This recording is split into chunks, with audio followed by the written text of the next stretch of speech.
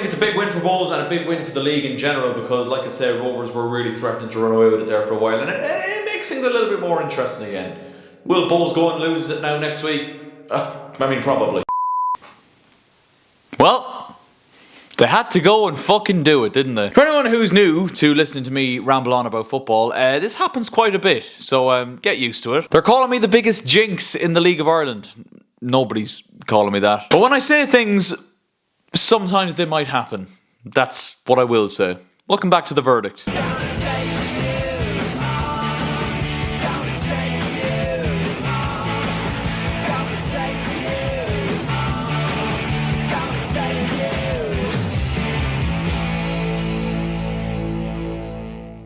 Hello guys, how you getting on? My name is Aaron Kelly and you're very welcome back to another episode of The Verdict here on this brand new channel. And speaking of jinxing things, God, I really hope I don't hit 50 subscribers ASAP so I can start live streaming on this channel. Just saying, link down below. Just hit the big red button, hit the notification bell if you're feeling a bit cheeky. And let's get into it. Another eventful evening of League of Ireland action, and we're going to start off at Dalymount Park where Bulls couldn't follow up that victory over Shamrock Rovers on Monday night with another victory. They were held to a 1-1 draw by Sligo Rovers, and it could have been a lot worse than that for Bulls, only for James Clark's equaliser in the, I think it was 94th minute or something like that. Another late show from Bulls. They've made a bit of a habit of that this season, and it was the two heroes from Monday night. Dale Rooney's corner headed in brilliantly by Clark, but that was after an absolute screamer by Owen ELDING had given Sligo the lead. And I will just say, I remember watching this kid when he was playing, I think it was under 17 or maybe it was under 19, I'm not sure what it was, at Longford Town, and I'm saying that, I said it at the time, if you let this kid play, he will show up. He is an absolute baller, and now he's playing at senior level with Sligo Rovers, and he's absolutely smashing it out of the park. And speaking of smashing it, another wonderful goal. He did it a couple of weeks back in Talca Park, actually. We did a goal recreations of that on the main channel. Shameless plug, go watch that. But another just ridiculous strike, and he will be making it in for June recreations once again. It's a shame for Bulls, though, who now drop down to third in the table, and that's thanks to a top-of-the-table clash victory for Derry City over Drogheda at the Ryan McBride Brandywell, and it was a bit of a thrashing as well. And Derry now with 3 wins on the bounce, 3 impressive wins on the bounce, having winning their last 2 games before this in Dublin. A dominant win, a 3-0 victory, and hitting a bit of form at a pretty good time are Derry City. Like I said, a 3-0 victory. Todd with a wonderful header to give them the lead, and then it was a bit of a mix-up at the back, which allowed Ronan Boyce to tap it in from close range for 2-0, and they made it 3-0 then before the end, thanks to Danny Mullen also tapping it in from close range. And for Derry City, hitting, like I say, a really good patch of form. They're now, if they were to win their 2 games in hand, similar to Bulls, I think they'd be 4 or 5 points off Shamrock Rovers. Obviously, they have those couple of games played already, Rovers, going into their games in Europe in a couple of weeks' time. And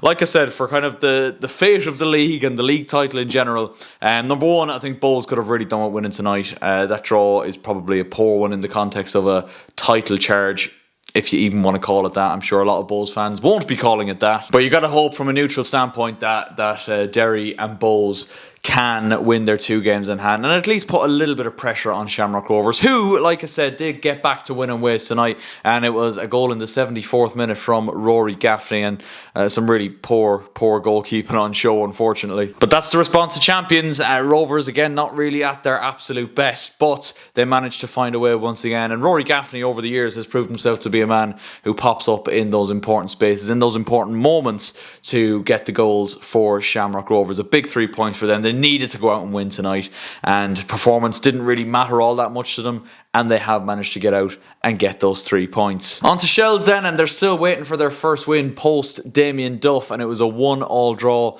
at Eamon DC Park against Galway United. Mipo Odebeko with the opening goal for them in the first half, but Galway did equalise late on after an absolute howler from Conor Cairns. And in terms of a title, forget about it, Shells. It's long gone. I think Damien Duff was even saying that before he left last week. But I think their main focus now will be Europe. You'll be looking at the likes of them, the likes of Pats, who we'll get onto in a second. Drogheda will be looking to compete for Europe as well. But after what happened off the pitch, will they even be allowed to play in Europe? Who knows? But I think that's the most that those kind of teams can hope for now. Drogheda have dropped off in the last couple of weeks again, and obviously that defeat to Derry tonight is a big one as well. And finishing off, of course, the live game that was on Virgin Media tonight came from Turner's Cross, and it was a 0-0 draw between Cork City and St Patrick's Athletic. And in fairness, not a great game of football. It nearly felt like a friendly game at times, very, very pedestrian.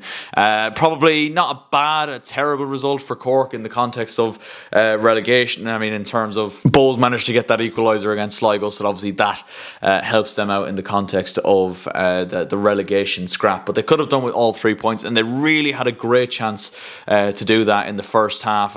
Kit Nelson with a wonderful opportunity after some good pressure from Seanie Maguire, really hassling the Pats defence, playing it in, and Nelson skied it over. And that really was the best chance of the game. El Bazzetti had a decent effort from distance for Pats in the first half as well. But an overall, just very, very pedestrian game, and Pats once again look incredibly toothless up front. I mean, we were looking at the kind of back end of last season when Stephen Kenny came in, and they were just scoring goals for fun, and I really did think that was going to continue. And to be fair, at the start of the season it kind of did, but it's dried up horribly now. The transfer window starts in a couple of days. It's the 27th, it'll be the 28th by the time this video goes out.